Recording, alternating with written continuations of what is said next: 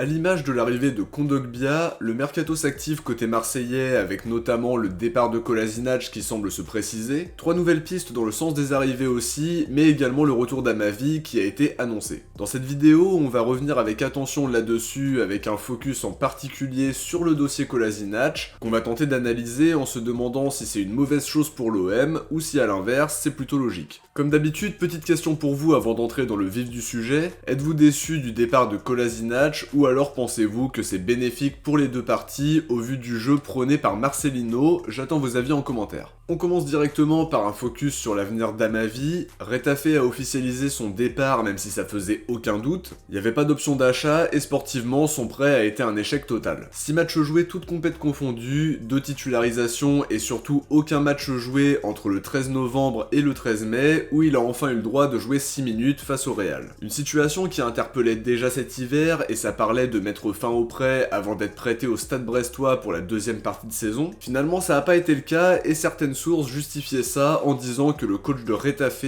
comptait sur lui et ça s'est clairement pas vu. Il va faire son retour à l'OM comme on pouvait s'y attendre, sans réelle perspective de jouer un rôle la saison prochaine. Une nouvelle fois, l'enjeu ce sera de limiter la casse parce qu'il a encore 2 ans de contrat avec un salaire de 250 000 € mensuels qui pèse beaucoup plus sur nos finances et qui décourage d'éventuels prétendants. Sa valeur marchande est en chute libre, en plus il sort d'une saison bien galère en Espagne et probablement qu'il va falloir passer à nouveau par un prêt avec encore et toujours une prise en charge importante du salaire. Une prolongation qu'on peut clairement regretter et qui visait à éviter un départ libre, mais ça nous coûte très cher, sachant qu'Amavi est en plus totalement indésirable aux yeux de la direction. On enchaîne sur les infos mercato avec une nouvelle rumeur en défense. D'après le quotidien portugais Record, l'OM aurait entamé des discussions avec Porto pour tenter de faire signer Zaidou Sanusi, latéral gauche de 26 ans qui est sous contrat avec Porto jusqu'à l'été 2027. Son profil plaît beaucoup à la direction et particulièrement à Pablo Longoria. Pour le moment, aucune offre n'aurait encore été formulée, mais ça pourrait rapidement être le cas. Sa clause libératoire s'élève à 50 millions d'euros, mais son départ pourrait se négocier à un montant évidemment bien inférieur à ça, tout en sachant qu'il est estimé autour de 8 millions par transfert market. Il sort d'une saison à 31 matchs toutes compètes confondues, avec 7 titularisations en Ligue des Champions sur 8 matchs possibles. Il a perdu sa place en fin de saison avec Wendel qui est passé devant dans la hiérarchie. À 26 ans, ça peut être une bonne idée pour se renforcer. Il a joué 24 matchs en Ligue des Champions et plus d'une centaine de matchs avec Porto. Il pourrait donc retrouver Chancel Bemba qu'il a côtoyé au Portugal. C'est un latéral qui est capable de se montrer impactant offensivement. Défensivement parlant, il sait se montrer très solide. Je l'avais d'ailleurs vraiment trouvé bon pendant la Ligue des Champions 2020-2021. Maintenant, à voir si la direction ira plus loin, sachant qu'ils ont très probablement d'autres noms en tête. Tout dépend du prix, si c'est raisonnable, ça peut être une bonne pioche. Faut doubler les postes et installer une vraie concurrence entre les latéraux. Il a de l'expérience en Ligue des Champions, ça peut aussi nous être bénéfique. Après, évidemment, si on peut aller chercher des latéraux comme André Ligno, Ait Nouri ou même Maïle, je préfère me tourner vers ces joueurs-là, mais Zaidou, ça reste quand même un bon latéral.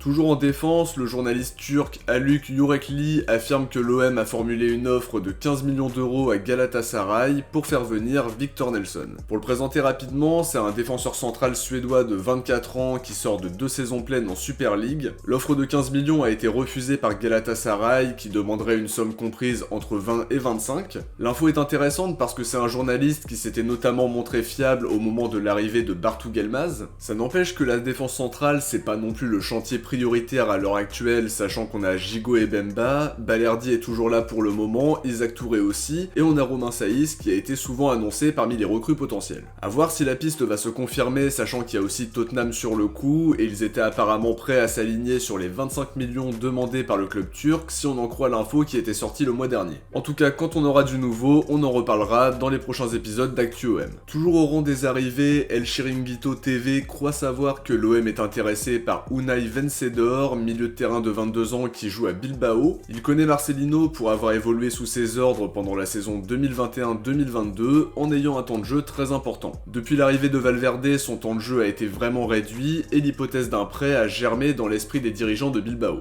Marcelino aimerait le faire venir à Marseille, mais faudra attendre le départ d'un milieu de terrain pour aller plus loin, sachant que Kondogbia arrive. C'est un jeune joueur qui a du potentiel, ça a été plus compliqué pour lui cette saison, mais à 22 ans il a une belle marge de progression. Il s'était révélé sous les ordres de Marcelino qui connaît bien ses qualités. Un joueur qui a une belle qualité de passe, à voir maintenant si la marche n'est pas trop haute pour lui à l'OM, mais pour avoir un effectif étoffé et compétitif, ça peut être une bonne idée de se le faire prêter dans un premier temps, en incluant éventuellement une option d'achat non obligatoire. Des nouvelles de Romain Saïs maintenant, Hakim de Lyon de l'Atlas nous dit que l'OM temporise dans le dossier et qu'Al-Ittihad veut le signer rapidement. Il a aussi des intérêts en première ligue avec notamment Nottingham Forest qui le veut vraiment. Peut-être que l'arrivée de Marcelino a un petit peu changé la donne par rapport aux joueurs qui étaient ciblés avant sa nomination. On se souvient que Mohamed Bouafsi avait expliqué qu'il avait un accord avec l'OM sur son futur contrat. Je trouve que Saïs c'est une piste intéressante parce qu'il est expérimenté, il a pas un salaire excessif et l'indemnité serait autour de 3-4 millions d'euros. Ça fait de lui une bonne pioche potentielle et son nom a déjà été associé au club l'été dernier, mais aussi il y a quelques mois en cas de départ de Balerdi. Ça confirme que la direction le suit avec attention et on en reparlera dès qu'on aura du nouveau. Sur le dossier Kolasinac maintenant, on se souvient que les négociations avaient débuté entre les deux parties pour continuer l'aventure. Depuis quelques semaines, on n'a pas eu beaucoup d'infos là-dessus, mis à part le fait que la proposition olympienne ne convenait pas totalement à Kolasinac, notamment sur le volet financier.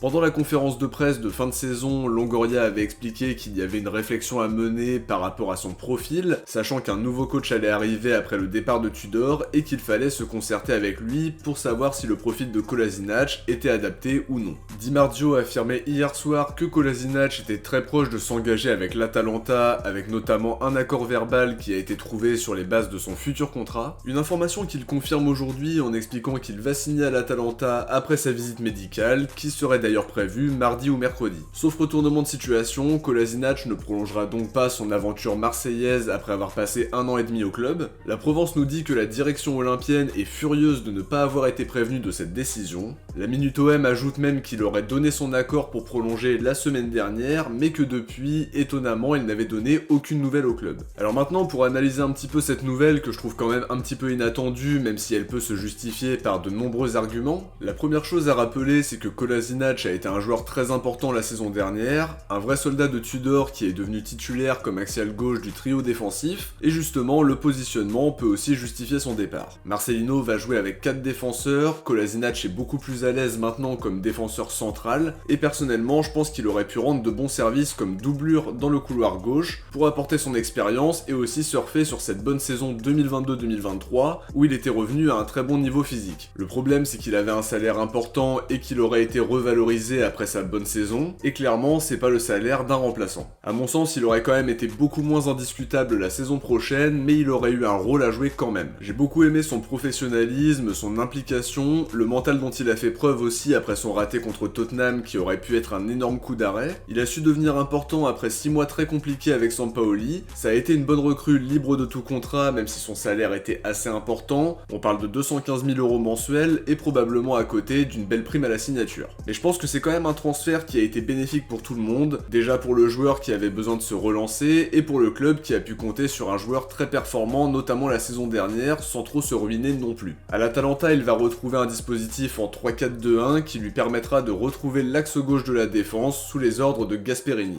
On termine la vidéo par un petit point sur Kondogbia. Il est arrivé à Marseille aujourd'hui comme on a pu le voir en photo avec Titis Étoile Boss sur Twitter. Sa visite médicale était programmée pour vendredi après-midi et elle a été passée avec succès d'après Fabrizio Romano. Kondogbia a officialisé son départ sur les réseaux sociaux et on attend maintenant l'officialisation côté marseillais. Ça semble imminent et ce sera peut-être déjà le cas quand vous regarderez cette vidéo. De notre côté, on arrive à la fin de cette vidéo, j'espère qu'elle vous a plu et comme d'habitude, si c'est le cas, n'oubliez pas de laisser un like pour soutenir la chaîne et lui permettre d'être de mieux en mieux mise en avant. Je vous invite aussi à vous abonner en activant la cloche de notification pour être alerté dès qu'il y a une vidéo qui sort, sachant que je vais être vraiment très actif tout au long de l'été pour analyser et relayer l'actualité mercato. Si vous avez regardé la vidéo jusqu'à la fin, écrivez Kola dans les commentaires. De mon côté, je vous dis à très vite pour une prochaine vidéo. Ciao, portez-vous bien et surtout allez l'OM.